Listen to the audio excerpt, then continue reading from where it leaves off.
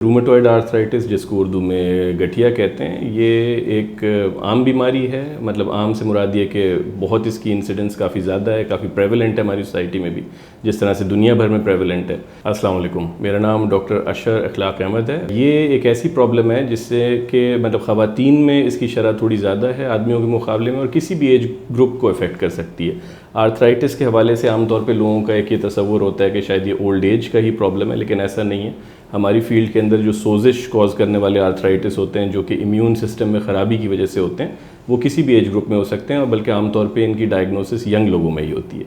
اچھا، خواتین میں زیادہ ہونے کی وجہ مختلف ہیں. اس کے اندر مطلب موروثیت یا جینیٹکس کا ایک ایلیمنٹ ہے. اس کے علاوہ چونکہ ہارمونز ڈفرینٹ ہوتے ہیں خواتین اور مردوں میں، تو وی تھنک کہ اس وجہ سے بھی خواتین میں اس کی شرح زیادہ ہے. اس میں علامات یہ ہوتی ہیں کہ چھوٹے جوڑوں میں درد ہونا، اکڑاؤ ہونا، سوجن ہونا جو کہ پرسسٹنٹ رہے، اور بعد میں پھر یہ صرف چھوٹے جوڑوں تک محدود نہیں رہتا، دیگر جوڑوں کو بھی افیکٹ کر سکتا ہے، اور اس کے علاوہ جسم کے اندرونی اعضاء کو بھی خراب کرتا ہے. اور چونکہ یہ ایک امیون سسٹم کی پرابلم ہے، اس لیے اس کو ہم سسٹمک النس کہتے ہیں. اس کے جو اثرات ہیں وہ اندرونی اعضاء، یعنی کہ آپ کے دل کی شریانوں کے اوپر افیکٹ ہونا، ہارٹ کے مختلف مطلب ویلوز کے اوپر افیکٹ ہونا، اس کے ڈفرینٹ لیئرز کے اوپر افیکٹ ہونا، جو پھیپھڑے ہیں، لنگز، اس کی جھلی اور اندر کے سٹرکچرز کے اوپر افیکٹ ہونا. اسی طریقے سے بونز کی ویکنس اس کی وجہ سے ہوتی ہے، اور دیگر کمپلیکیشن جلد کے اور بھی ہوتے ہیں. یہ ایک پرماننٹ کنڈیشن ہے. پرماننٹ کنڈیشن سے مراد قطعی طور پہ یہ نہیں ہے کہ اس کا علاج ممکن نہیں ہے یا کوئی خدا نخواستہ لا علاج مرض ہے، لیکن کیور جس کو کہ عام طور پہ یہ سمجھا جاتا ہے کہ مرض ایسا جڑ سے ختم ہو جائے، کوئی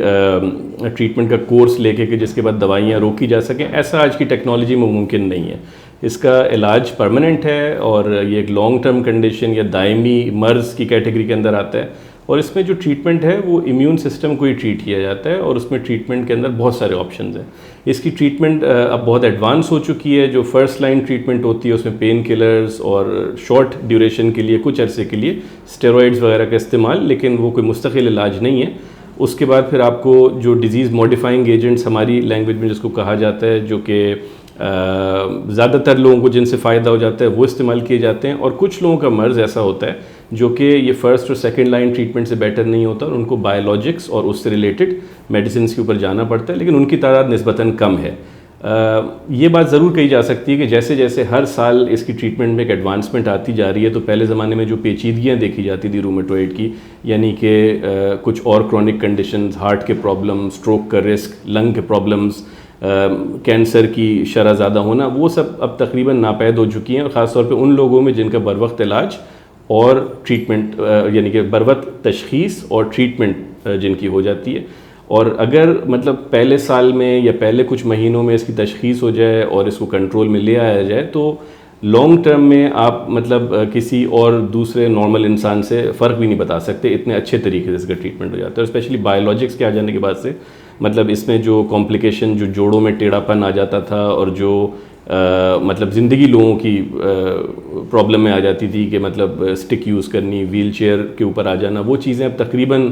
امپروو ہو گئی ہیں. صرف بیچارے جن لوگوں کا ایکسیس ابھی نہیں ہو پاتا ہے ہیلتھ کیئر کا، یا کوئی دور دراز علاقوں میں جہاں پہ فیسلٹی موجود نہیں ہے رومیٹولوجسٹ کو دیکھنے کی، ان کے ساتھ یہ پرابلمز ابھی بھی ہو جاتے ہیں انفارچونیٹلی، اور ہم دیکھتے ہیں اپنی سوسائٹی میں ایسے کیسز. لیکن دنیا بھر میں اب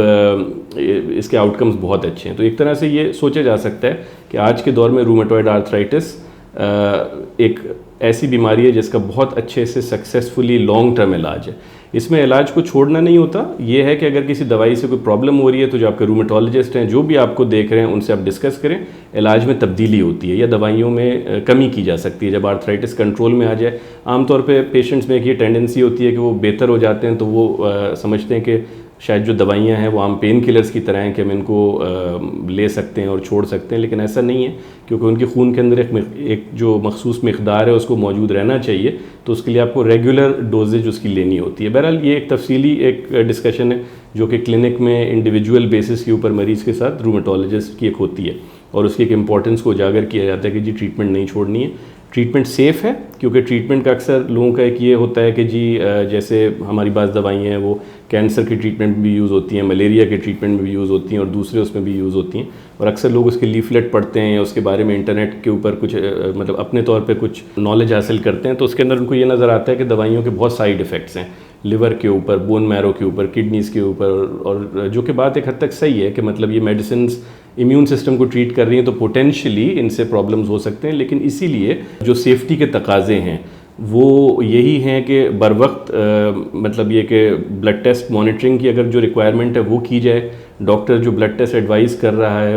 وہ مطلب ان نیسیسریلی نہیں کر رہا، وہ سیفٹی کے لیے ضروری ہے، وہ پیشنٹس کی سیفٹی کے لیے، اس میں آپ کا اپنا ہی بینیفٹ ہے کروانے میں، اور جو فالو اپ کے لیے بلا رہے ہیں تو پھر فالو اپ وزٹ کے لیے بھی ٹائم کے اوپر آئیے، تاکہ اگر کوئی پرابلم خدا نہ خاصہ کسی میڈیسن سے کوئی سائیڈ ایفیکٹ یا کوئی بلڈ مانیٹرنگ میں پرابلم آ رہی ہے تو وہ بر وقت معلوم ہو جائے اور میڈیسن کو تبدیل کیا جا سکے، یا اس کی ڈوزیج کو، یا اس کا کوئی اینٹی ڈوٹ یا کوئی کاؤنٹر میجرز ہیں تو وہ کیے جا سکے، تو اس طرح سے پھر دوائیوں کی ایک سیفٹی کی ضمانت لی جا سکتی ہے۔ باقی یہ کہ اگر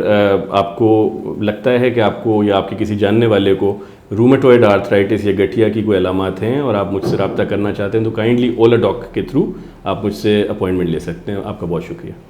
پاکستان کے ٹاپ ڈاکٹرز کے ساتھ اپوائنٹمنٹ بک کریں، وہ بھی پیشنٹ فیڈ بیک دیکھتے ہوئے۔ آج ہی اولا ڈاک ایپ ڈاؤن لوڈ کریں۔ اولا ڈاک، ڈاکٹر کا اپوائنٹمنٹ آسانی سے۔